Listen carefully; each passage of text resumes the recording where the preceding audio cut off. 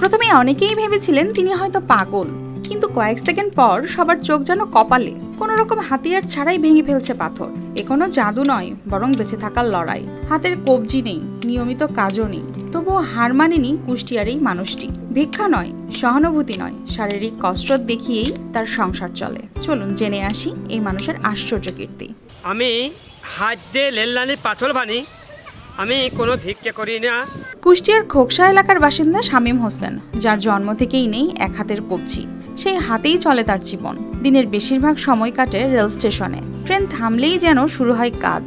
যাত্রীদের সামনে শারীরিক কসরত দেখিয়েই হয় রোজগার। এটি অনেকের কাছে গল্প মনে হলেও তার কাছে একমাত্র অবলম্বন। কবজিবিহীন হাত দিয়েই সে মানুষকে করে অবাক, ও তার বিনিময়েই চলে সংসার। রেলের যে খোয়া আছে পাথর, সে পাথরটাকে সে তার টেকনিক্যালি যে কিভাবে ভেঙে ফেলে, এটা একটা আধ্যাত্মিক বিষয়। এবং ওটা যখন সে পাথরটাকে ভেঙে ফেলে, কিছু লোক ওইখানে জড়ো হয়। সে ভিক্ষা প্রবৃত্তিকে ছেড়ে ওই কিছু লোক জড়ো হওয়ার পরে তার এই কাজে আনন্দিত হওয়ার কারণে, মানে আনন্দ ভোগ করার কারণে কিছু লোক তাকে আর্থিকভাবে সহায়তা করে। এই সহায়তার মাধ্যমে সে তার জীবন জীবিকা নির্ভর করতেছে আর কি।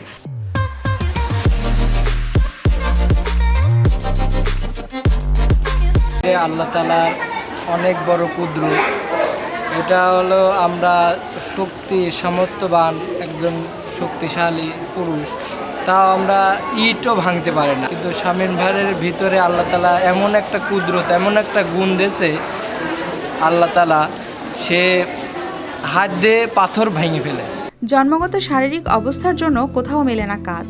সংসারে আছেন স্ত্রী ও মা বাবা। না খেয়ে থাকা সম্ভবও নয়, ভিক্ষাও করতে চান না। তাই কবজিবিহীন হাতই আয়ের একমাত্র পথ। আমার বউ আর আমি আছে প্রতিবন্ধী, দুইজনে প্রতিবন্ধী, কথা কই পায় না। আমি দিন দায়ক চলাচ্ছি, আল্লাহ যা দেয় টুকটাক খাই, সময় না খাই তাই পাথর ভানি মানুষ যে খুশি করে 5টা 10টা 5টা যাই হোক খাই। কেউ যদি নিয়ে যদি যাই হোক, যদি কেউ যদি আমার টাকা পয়সা কেউ দেয়, সরকারকে বলবো আমার কিছু কাম করতে পারিনি, পাথর ভানি এই কিছু যদি টাকা পয়সা আপনারা কিছু দেন, আমি যাই হয় একটা ব্যবসা করার জন্য টাকা দেন, যাই হোক জীবনে আমি পাথর ভাঙা ভাঙবো না। পাথর নয়, শামীম প্রতিদিন ভাঙছেন তার অসহায়ত্ব। কবজিবিহীন হাতেই তুলে নিয়েছেন সংসারের দায়িত্ব। তার এই মনোবল প্রতিটি মানুষের অনুপ্রেরণা। News desk, RTV।